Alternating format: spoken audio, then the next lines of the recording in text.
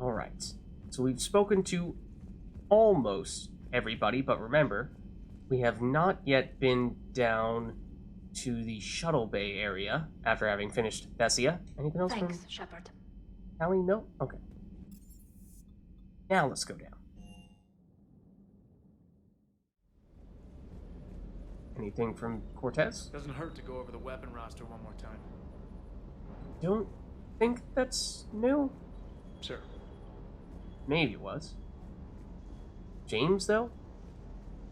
Hey, for what it's worth, I know how it feels to lose like that. I know that doesn't make it easier, but you're just human like the rest of us. If you're trying to make me feel better, it's not working, Lieutenant. Hey, everyone on this ship knows you did all you could. You need to cut yourself some slack. Whatever it takes to get that data back from Cerberus. We're behind you. Whatever it takes to end this. Noted. I think that stands for something. Sure would have liked to visit Thessia before the war. Imagine a whole world of those blue beauties. One of the wonders of the galaxy, if you ask me. James. Now is not the time. You want to hit Cerberus where it hurts? I'm with you. Okay. Ready when you are. Ready when you are. Alright, so that's the latest from James. And we now ought to head back up, I think, unless... Oh, we did take a look at the Widow previously when we picked it up, so don't think there are any new weapons for us to look into here. I think we're fine. We were also talking about what we did or did not want to spend our money on somewhat recently, and we were saying how we just barely have enough money to afford the Black Widow from the Spectre Terminal if we would like, but if we make any upgrades here, that is no longer feasible. So perhaps for that reason, we hold off making any upgrades. The one thing we might still like to upgrade, I'm sure there are probably potentially several things, but the arc pistol, we need one more upgrade to get this one as upgraded as it can be, and it is a really solid pistol. We just haven't really used it ourselves because for the most part we've been using the Acolyte, of course. Other than that, I mean, we got the normal Widow from the most recent mission, and so it is quite similar to the Black Widow. I think technically it actually might hit slightly harder than the Black Widow. The big difference though is that I think it only has one clip, or only has one shot in each clip, so you're reloading every time you shoot it, whereas the Black Widow, at least fully upgraded, I want to say has 3, but the Black Widow is heavier. That's the downside that you pay for it. So, little bit of a matter of personal preference there, but both really strong, just shoot enemies once and they're probably dead type of weapon, unless we're talking about bosses, but in that case, shoot them in the face, and they're at least taking a whole lot of damage. Oh, particle rifle, we also have not fully upgraded. If we upgrade that at all? No, we've not. Wow. Okay, that's another one we'd probably like to make a point of upgrading fairly soon, but given how we are currently sitting on enough money to maybe make a big purchase for one of those really powerful weapons, it might be best to wait it out and make a point of spending our monies there. But let's head back up.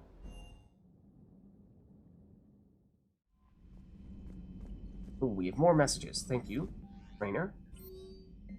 Evacuating Thessia. From Asari Military Command. Good. You opened this message. This isn't actually Asari Military Command. They're busy tending to what's left of their planet. So you survived our fight on Thessia. You're not as weak as I thought. If I recall correctly here, I don't think we took any damage during that fight. We hit you until you decided that you wanted to run away. So, I'm not sure you should be the one calling people weak right now. If anything, we should be the ones calling you that. But never forget that your best wasn't good enough to stop me. Debatable. Debatable. If not outright untrue. Now an entire planet is dying because you lacked the strength to win. Alright. The Legend of Shepard needs to be rewritten. I hope I'm there for the last chapter. It ends with your death.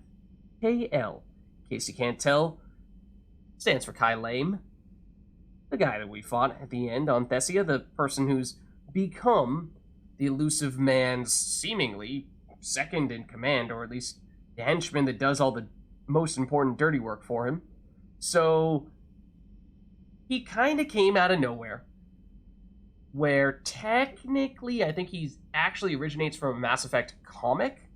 So in that way, if you did read all of the comics, then it's technically not the first time you're seeing him in Mass Effect 3, but for most people who have not read those comics, which I think is the majority, he is brand new, and therefore kind of feels a little odd with him just suddenly showing up, suddenly having such a prominent role, taking, in some ways, the role that you would almost expect Miranda to have taken, at least in the sense that Miranda was the highest-ranking Cerberus officer that we knew of outside of, obviously, the Elusive Man.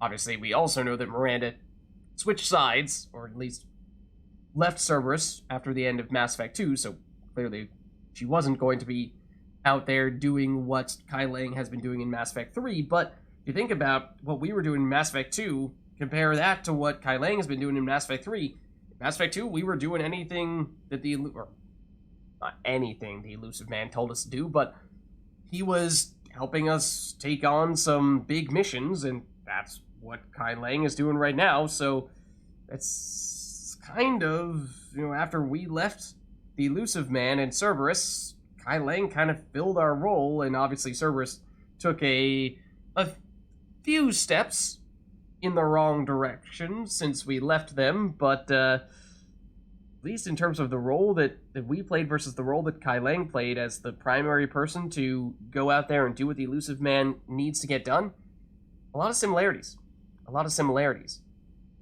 And one of the reasons why he's not generally, Kai Lang at least, thought of as a particularly enticing villain is because of things like this, where he does come in out of nowhere and suddenly he's the next big bad guy with little to no build-up. He is kind of pathetic in that rather than actually fighting you in a fair match, he runs away so that he can heal when he gets damaged with the support of a gunship. So, yeah, he has some additional support, won't even fight us fair and square in that way either. And then, even after we continue to damage him, rather than actually staying around to fight to the death, he flees. So, not exactly the most noble, the most honorable, or even the most capable of opponents, and yet here he is trying to trash talk us when, by several accounts, he did not really win, or at least did not have a convincing win, the likes of which you would expect someone to be this braggadocious after. So, for all those reasons, he looks cool, kind of, sort of, at least with his sword, but his mannerisms, his personality, Commander? not great. But anyways, if we're looking at our list of missions here, it's, as I think we said a little while ago, it's growing quite short.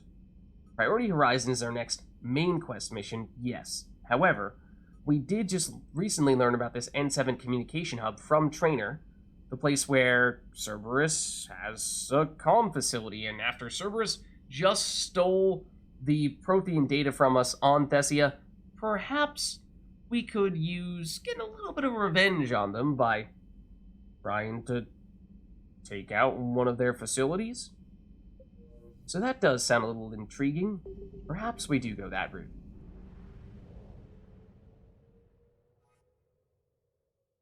So there is Thessia. And the Reapers, unfortunately, / Cerberus, they kind of won out there. They may have beaten us on that occasion. Let's see, however, on the off chance that there are entirely new areas available to us after Thessia, I'm not sure if that's the case. Hourglass Nebula, though, at 0%, that may be new.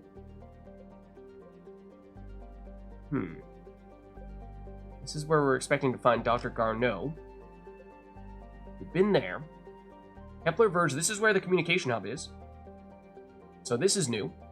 And that's where the mission that we're planning to go to next is. Nubian Expanse. Also new. Obviously, as is the Shadow Sea, where Sanctuary is our next main quest. So, yes, several places we may want to go. There's also... Where'd you go? There's the Aethon cluster, where we went somewhat recently. This is where the Volus homeworld is. We were unsuccessful in getting all of the scannable stuffs. Maybe worth giving this another shot, doing a bit of scanning here before we do another mission, so that if we fail once again and get chased out by Reapers, we have the chance to reset.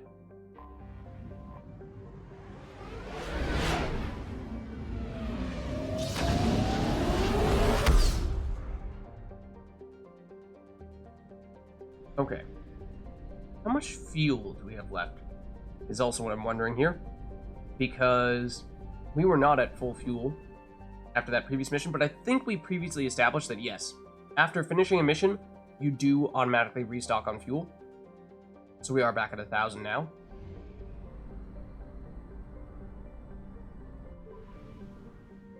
Okay. So now the question is, what have we and have we not scanned here? I think we scanned this. I think we established that it is a planet that we will need to scan, or at least we suspect we will need to scan. Don't think we've scanned either Ilo or Solu Aulus. Is our scan big enough to catch both these guys? We'd love if it was. Oh, nothing. Unless the size of our scan is a little bit deceptive and we just have not actually picked those up with those scans, but I'm not so sure about that. Did we just miss something that is not even on a planet? Could that be it? Thought we did scan around here and find something that was in the middle of nowhere, which would normally lead me to believe that that would not happen again. But I suppose we can't necessarily rule it out. I would rather not scan directly on top of where the Reapers are going to come in. If we did actually miss Solu Iolus over there.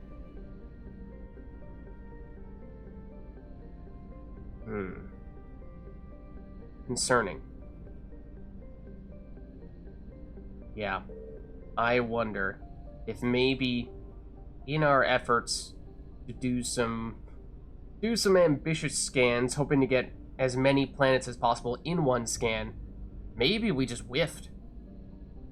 Maybe our scan radius just wasn't as big as we thought it was. And scans that we thought were hitting multiple planets, in truth, were hitting just one or two, maybe even none of them.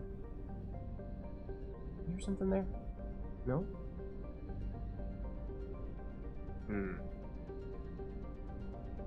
That would really stink, not only because obviously we whiffed, but also because that means planets that we thought we had scanned are not actually scanned, or at least we haven't actually checked them, which means we have very little sense of what we truthfully do still need to search on, and what we have actually, legitimately, already checked.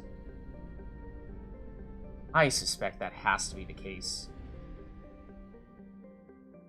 I'm pretty sure that's what happened. I mean, we just looked at all the empty space here, found nothing. I don't think we'd seen anything on a planet before.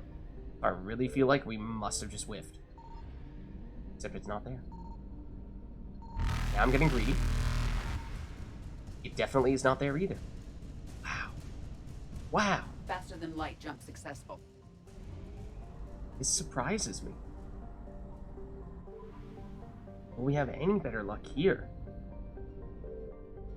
I specifically remember that we did not scan Nalison, or I think Relar. I think we just were able to scan Holotem and another instance of we found the thing in the middle of nowhere.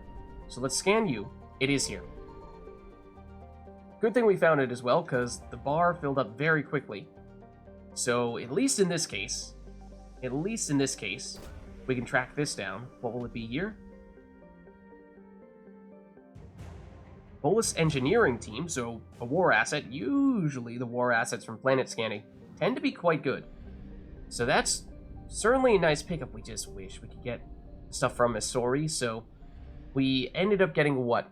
For certain, a scan on the southernmost and easternmost planet.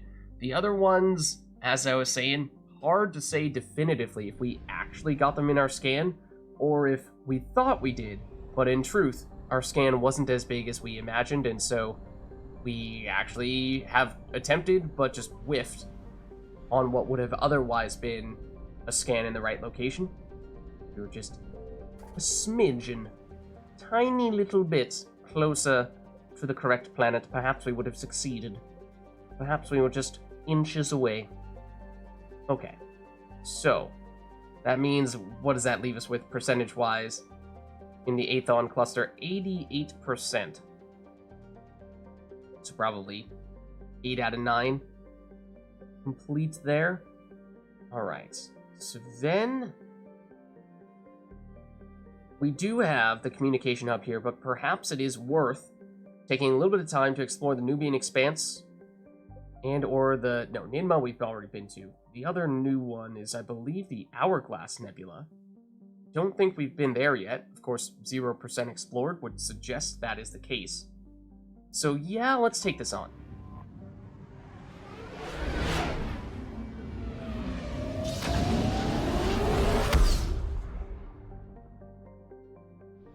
Okay, oh, and it's big. Hold on. Yar sounds familiar. But why? Have we been here before?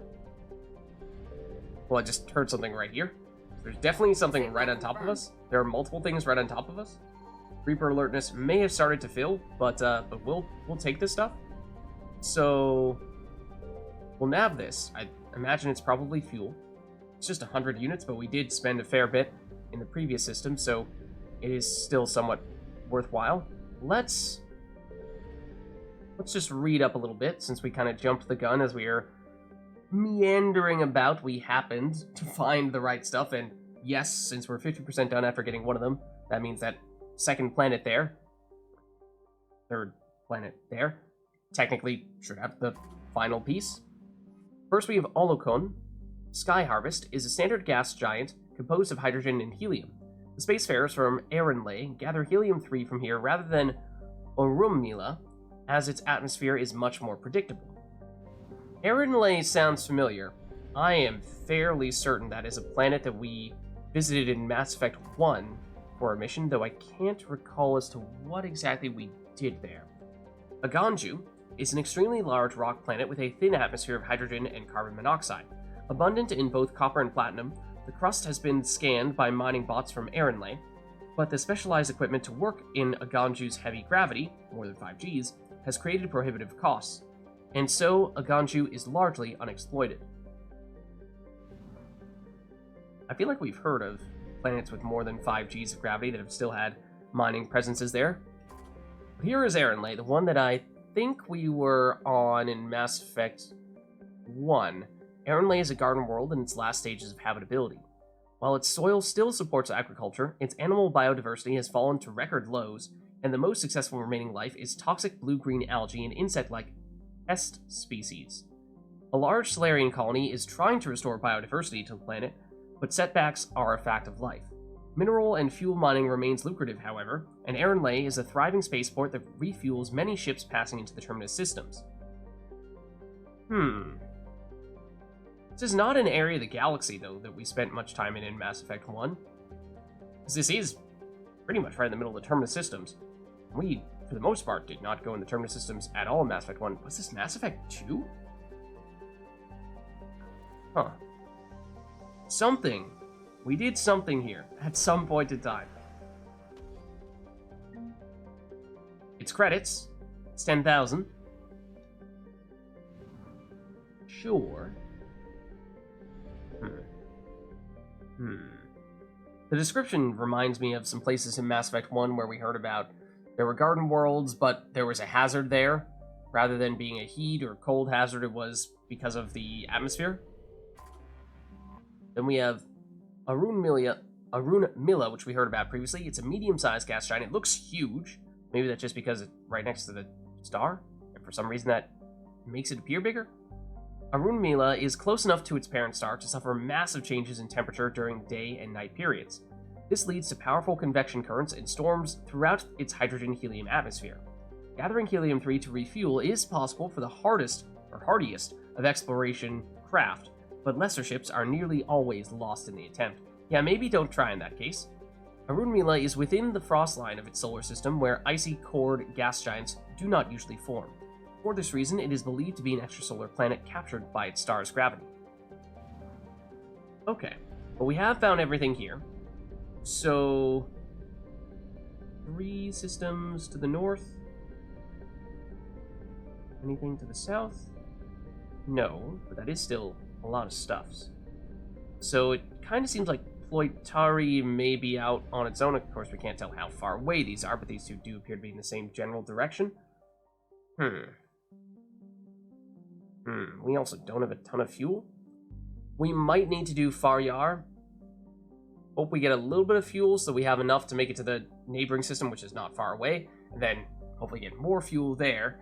And in doing so, at that point, we should have enough to go to Ploitari, assuming we're successful with our scans, but here goes nothing.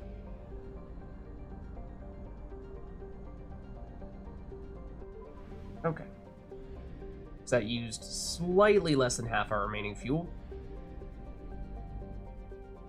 A lot of planets in the system.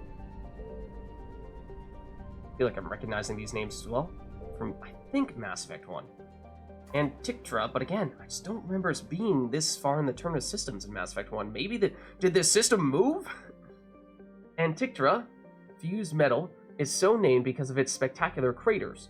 A planet high in various grades of iron oxide, and Tictra is regularly pummeled by loose asteroids in the nearby belt between it and Wenrum. The iron melted and fused by the incoming meteors makes for spectacular landscape shots that look alien no matter what part of the galaxy you may be from. However, due to frequent meteor impacts, exploration is considered highly dangerous even to those with advanced kinetic barriers. Yeah, maybe just watch from afar. Might do a loop around this asteroid belt real quick. Obviously there is a planet not far away as well, but just in case there's something hidden in here. It is a big asteroid field, though.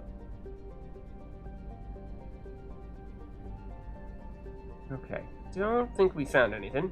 So in that case, let's head over to Wenrum, which we heard mention of.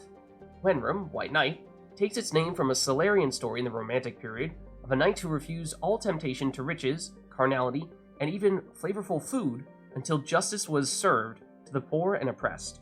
The planet is so named because of its white, highly reflective surface, composed mainly of titanium dioxide and ice, and no atmosphere to speak of to dim its albedo. Okay. Next one in. Alingon. Alingon, Deceptive, was so named by Solarian scouts. Yeah, for whatever reason it seems like lots of things named after Solarians. They presumably were the first to discover this area. So it was so named by Solarian scouts because as their probes landed on the planet, their instruments started going awry. This turned out to be due to the high concentration of magnetically active Heraclase, magnesia, in the core and crust of the planet. This interferes with scans and broadcasts, which has given rise to countless spacer stories of pirates lying in wait in Alingon's magnetosphere, or crashed ships with untold fortunes stranded on the surface. In reality, any pirates would have a hard time locating prey amongst all the interference, and would live lives cut out from the rest of the galaxy, as the magnetosphere kills extraplanetary communication. Alingon's other natural features are a thin atmosphere of carbon dioxide, spectacular dry ice formations, and xenon gas, which can be skimmed from the upper atmosphere and used in ion thrusters. Okay. Next planet. Nephros. This one sounds more familiar than the others. Nephros, Restless Sleep, is a relatively small hydrogen-nitrogen gas giant. Its atmosphere is home to spectacular winds of up to 350 kilometers per hour and electrical storms up to 700 times the power of those on Earth, which indicate that its hydrogen clouds contain moderate amounts of water vapor. Okay. Tunfigel? That does not sound familiar, though. First charted by the Solarians, Tunfigel, Hard Heart, is noted for its platinum and uranium deposits, making robo-mining a lucrative activity. While the surface temperature is well within the range of a comfortable EVA excursion, the extremely dense Tunfigel generates a dangerous gravitational pull 5 times that of Earth. Extremely dense what? What I'm getting at. It seems like there's a missing word there, but anyways. The Solarian miners exploiting the planet derisively nicknamed planets such as these Elcor tourist traps? What, because of the 5 Gs of gravity? Something like that? Daratar. Though ancient riverbeds crisscross the plains of Daratar, photodissociation has long since dried up this world. There are indications of ancient mining operations, but any structures have long since been buried or worn away by the planet's seasonal dust storms. Okay.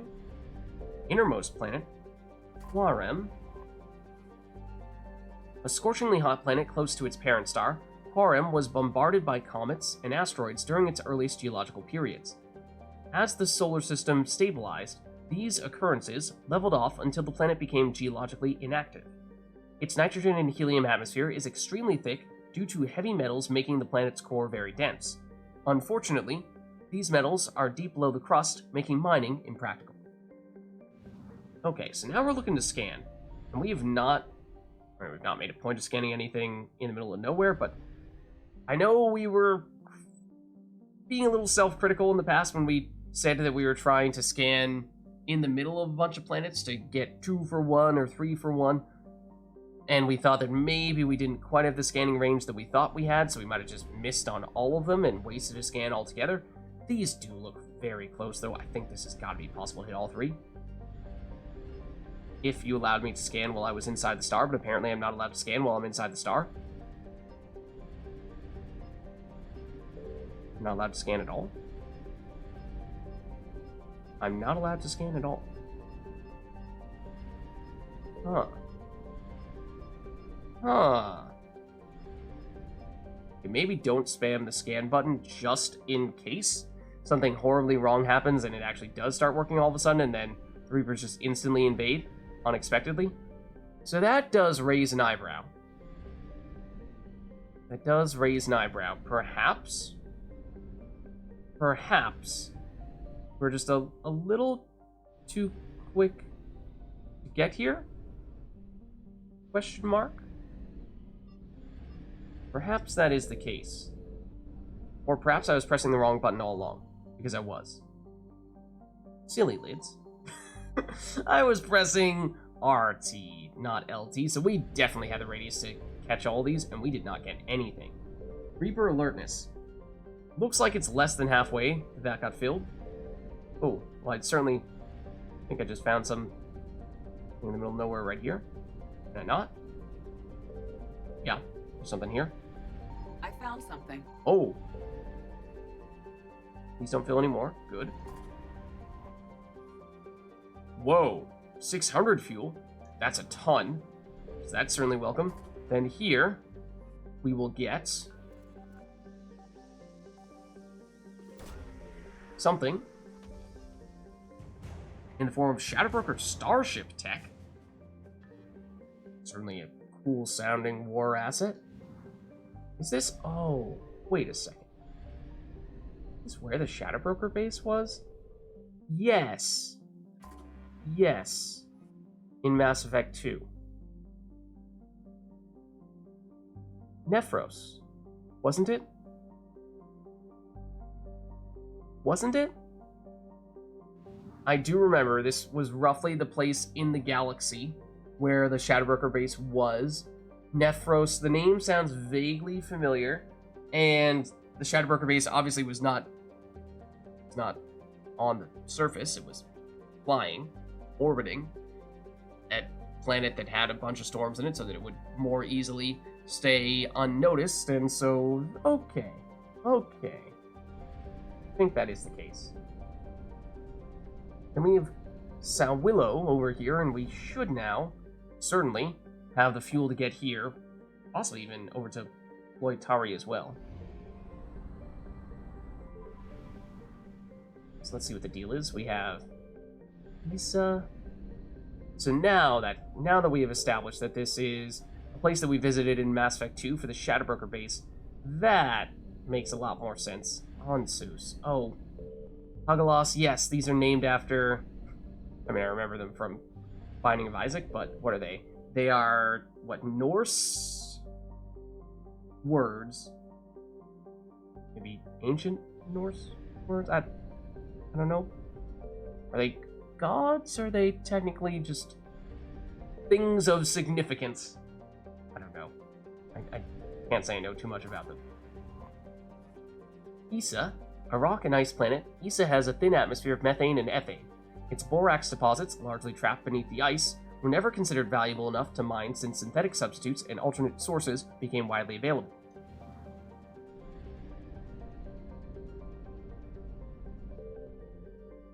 Thurasaz,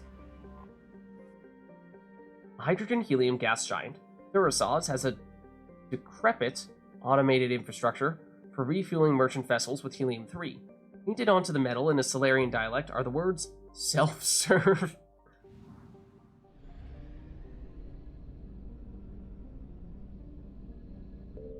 Onsus.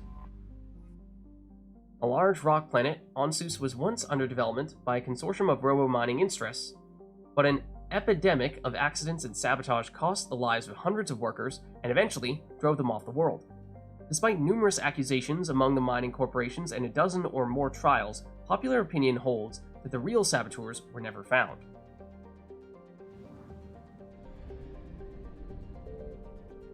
Hagalaz is a second-tier garden world that receives little attention from the galactic community. However, a Solarian mining expedition initially discovered the planet, which was promptly strong-armed away from them by organized crime figures.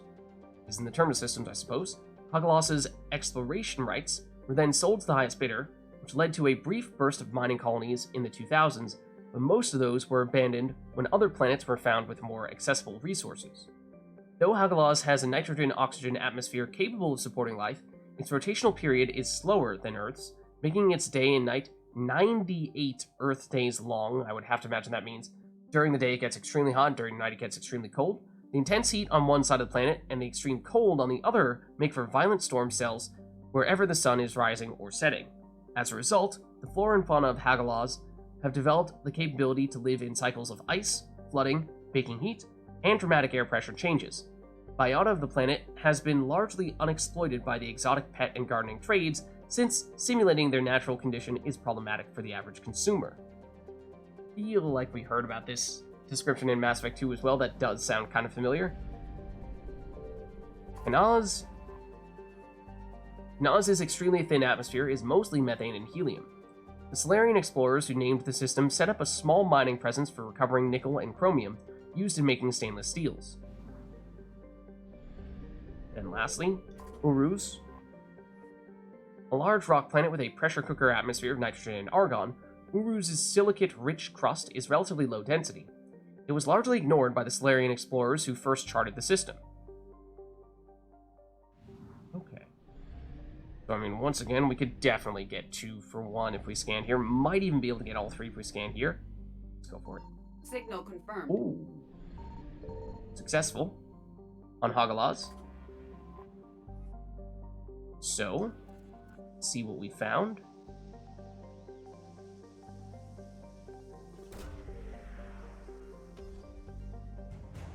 Shadowbroker support team. So it does seem like most of the stuff around here is Shadowbroker themed, which again makes sense given how this is technically very close to Shadowbroker base. Even if Liara is not currently stationed there. Okay, so 50% recovered would suggest that after finding an asset on a planet, there's probably one more in the middle of nowhere, is likely a fuel source. And the meter, that was just on, or rather, Hagalaz. The meter is slightly less than halfway full. So depending on if you see it as half empty or half full, this next scan may or may not attract Reaper attention. Funny thing is, half empty would be better in this case, not half full, if you want to look at it that way. But either way, I think it is a little less than halfway.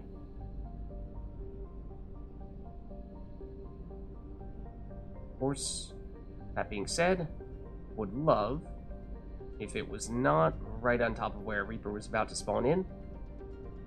Rather not. That was just this planet here, but rather not have to subject ourselves to that stress of potentially voluntarily having a Reaper spawn directly on top of us. Did move around a lot over here in between going to the various planets, though.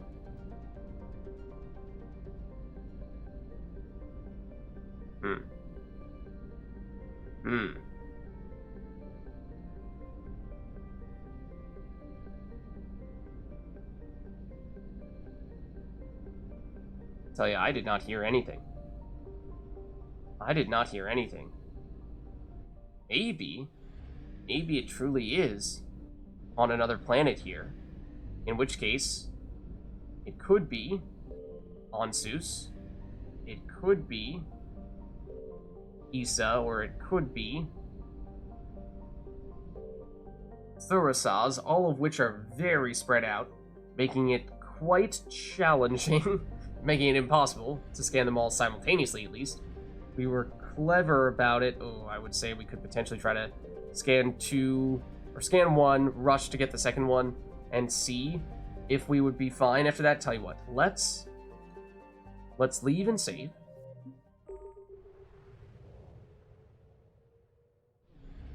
I think my plan is scan this. There was a Reaper that was coming in right here-ish. I'm hoping that this first, or this technically second scan is not going to attract the Reapers. We scan here. On our second scan, we'll scan here, which will bring in the Reapers for sure. There'll be one that spawns in behind us, but if we're quick, we may still have enough time to race over here to Thurasaz and then make our exit. That's my plan. It's very ambitious, though. That was empty. As was that. Now the Reapers are coming. Oh, it was not on any of the planets. So we just missed it. We just missed it. It was somewhere out in the open. We just did not see it. We'll try to remember that. Fortunately, we do have enough fuel to still get here to the Ploitari system. Thegan. Suppose we'll start there. Thegan rounds out the trio of planets only scouted, not shouted, by a space probe in this backwater solar system. A frozen ball with significant amounts of tin in its crust, Thegan has a fractional atmosphere with trace amounts of carbon dioxide and carbon monoxide. Strange radiation emissions have been charted coming off Thegan, but it is unknown if these are from radioactive elements or merely a star's radiation reflected by a high albedo surface.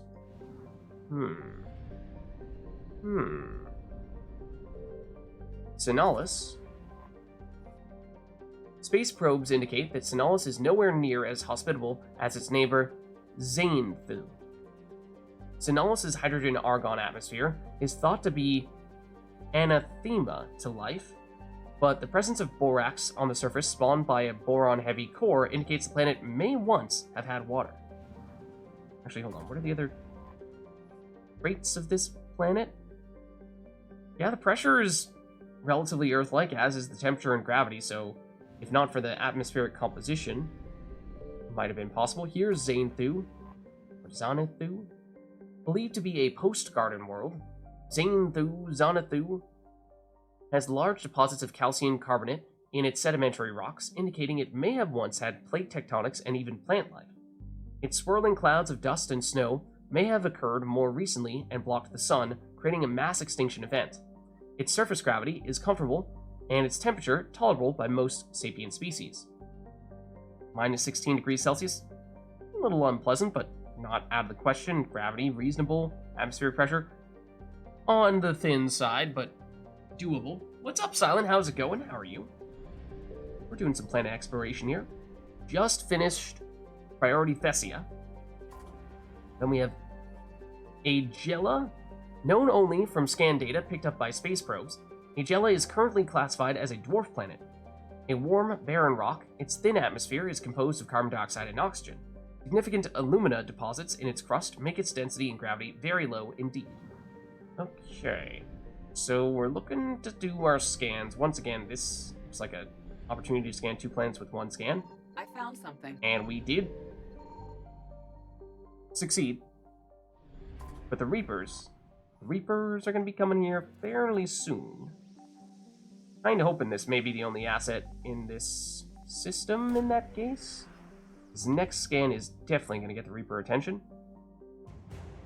Terminus Freighters, another war asset. And that is everything in the system. Okay, so at least there's that. At least we can say we are done with this one. Unfortunately, we missed out on Sowilo. Couldn't find the last one there. Apparently, it was out in the middle of nowhere, and we, despite making some rounds, did not see it. But we can, of course, do another mission, come back here after that, and finish that up. Hopefully, it'll be a relatively quick find at that point. I think it's probably just fuel. Then, I mean, we could potentially do even more exploration. We're saving this one for when we're actually going to do that scan.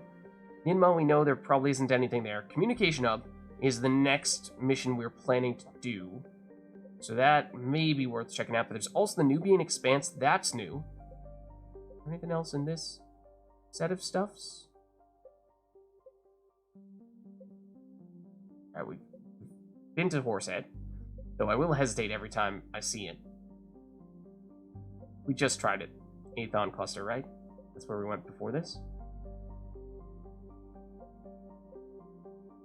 Okay, Krogan DMZ, it's hard to see under that, but yeah, that's fully explored for sure. Okay, so yeah, the question at this stage is mostly just, do we grow... we are adepts.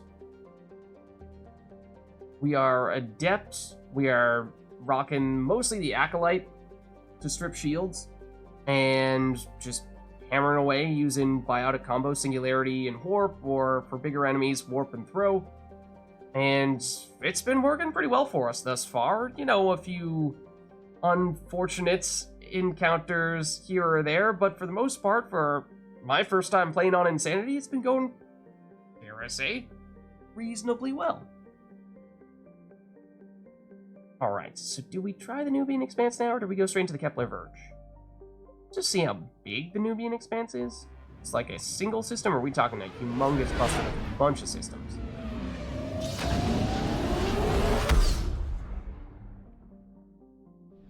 Oh. Yeah, it's pretty big. At least 2 more systems. There are 2 more systems. Okay. But that... Well, I mean, we did just find something. Signal confirmed. So, I mean, we did just happen to find 2 things. So, I guess we're at least checking out this place. Because this will give us some additional fuel, 350 units. Maybe it is worth taking a trip. Oh, well, that name sounds familiar.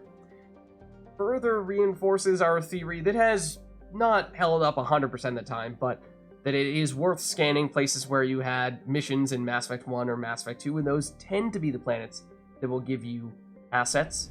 So, of course, we know that's there, but let's read up on the other places as well. But that name, of course, is familiar for a reason. We have Zernitra. Cold distant Zernitra has an extremely low density and is thought to be mainly water ice around a small rocky core.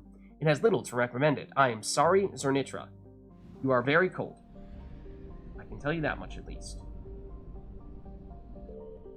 Gamion. Gamion is a hydrogen-helium gas giant with 6 large icy moons. The outermost one, Gigula, is of note for a well-preserved wreckage of an ancient starship that was recovered by a Turian military surveyor. We've started to hear some horror stories about wrecked spaceships of the ancient variety that have turned out to be Reapers that have indoctrinated people even after they've since been destroyed. Yeah, it is Like 98% Paragon. The few exceptions are basically few to no exceptions in Mass Effect 3. In Mass Effect 2, we may have defenestrated someone.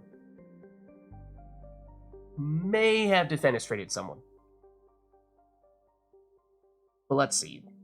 Little information has been released to the public on the vessel, aside from a scholarly paper regarding how the internal layout suggests a horizontally oriented race. Peculiar. Alkanost is a standard ice giant with a methane ammonia atmosphere. It is unusually strong, has an unusually strong magnetic field, which is occasionally useful when ships need to discharge their drives. Then, of course, there's Pragia. There is Pragia.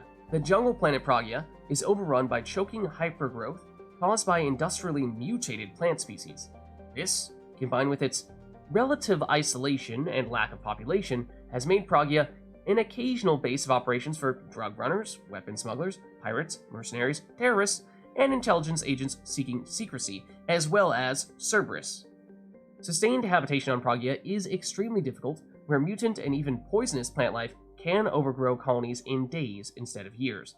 This is where Jack's loyalty mission was in Mass Effect 2, of course. Sometimes you just gotta punch someone in the face when they're standing right on the edge next to a window on the 12th floor of a skyscraper, right? Sometimes you just gotta do those things. Sometimes it just has to be done. Somebody has to do it. And it might as well be Commander Shepard. Ooh, research data from Pragia giving us a small buff. We head back over to Glyph. Okay. But last but not least, we have Bannock. Bannock is a large super-terrestrial hothouse with a crushing carbon dioxide atmosphere. A high average density, over 7 grams per cubic centimeter, indicates that Bannock is a mineralogical treasure trove, if only there were some way to safely reach its seas of molten metal and loads of radioactives. The planet's mass is so great that trace amounts of helium and molecular hydrogen can be found in the atmosphere. Yeah, it's kind of hot. Also kind of a lot of atmospheric pressure. Understood. Okay, so now that we have the fuel after having picked some up kind of accidentally, it may be worth heading out over here. Let's see, so 33% explored. That would suggest that there are probably 2 more assets here and 2 more assets in the other system. Now that's a star. Protasi is not messing around. Norsa is an unremarkable methane ammonia ice giant with a small family of icy moons. It is likely that the Cortasi system had additional worlds earlier in its history, but these have been swallowed by the aging giant star. You could say giant again. Cortasi is an elderly, metal-poor population 2-star, broadly similar to Arcturus. I mean, I feel like I have to... I am squinting right now.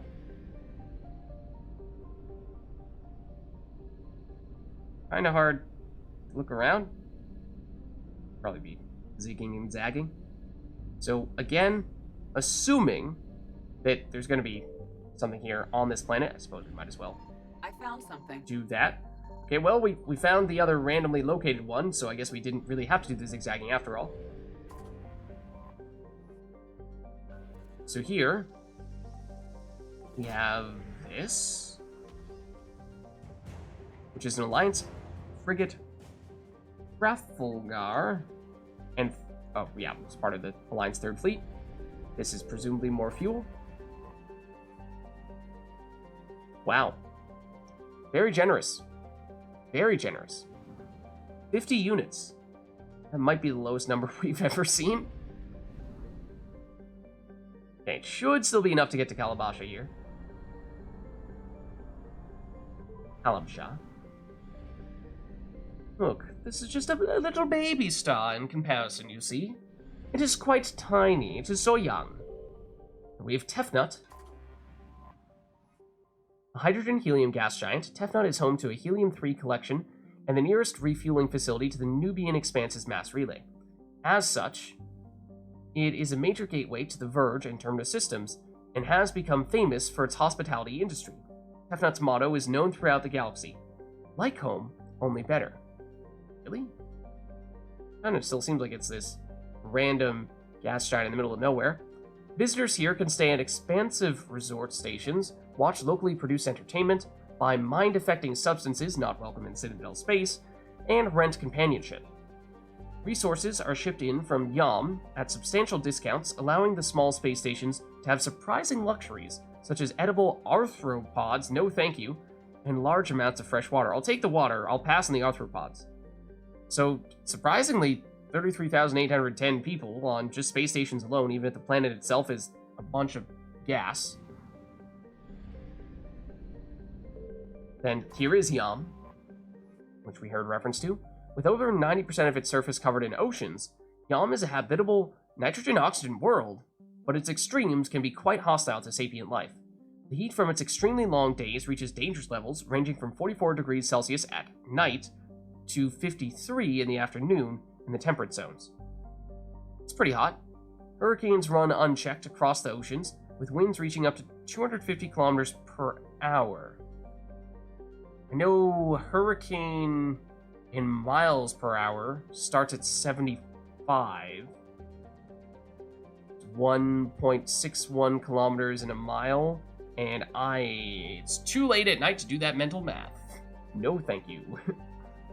It's definitely faster than hurricane speed, or at least the threshold at which a tropical storm becomes a hurricane. While there are some arthropod-like animals, what is it with the arthropods? Guys, chill on the arthropods. The predominant forms of life are various kinds of toxic algae. Okay, maybe that's not much better though.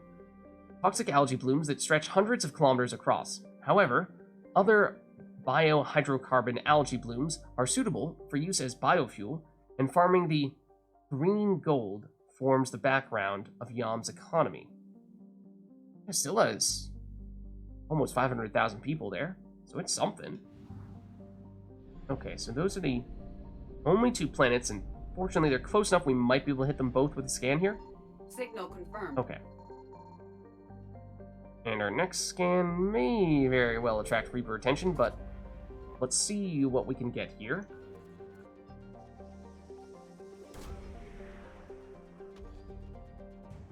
In this case, it's the Alliance Marine Recon Unit.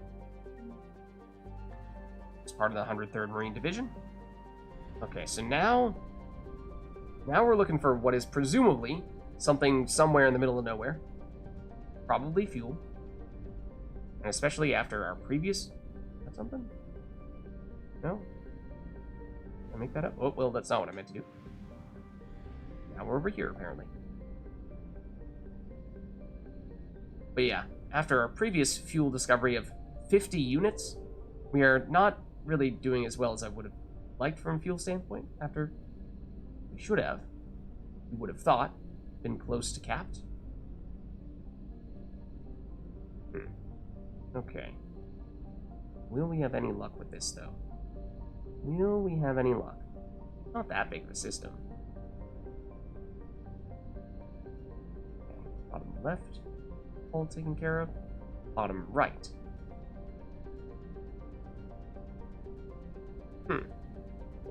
There it is. We got it. Reapers are spawning directly on top of us. Lovely. You love to see it. You just love to see it. Reapers We're out of here. eluded. We're out of here. Okay, so 100% of assets recovered here. So, not so bad. Not too difficult to track everything down, fortunately. Certainly assisted by the randomly discovered asset over here that happened to be next to Pragia, which gave us the other asset in the system. Got us a bit of a head start. But now Nubian Expanse is fully completed. So I think at this point, now we head over to the Kepler Verge for the communication up. Yeah, I'm using controller. For multiplayer, I go mouse keyboard, so it's a little bit odd switching from one to the other, but hasn't caused too many problems. The lack of precision on the analog stick hasn't been a huge deal since we're, at least for Shepard, primarily just flinging biotic abilities that can home in on enemies as long as we're somewhere remotely close to them.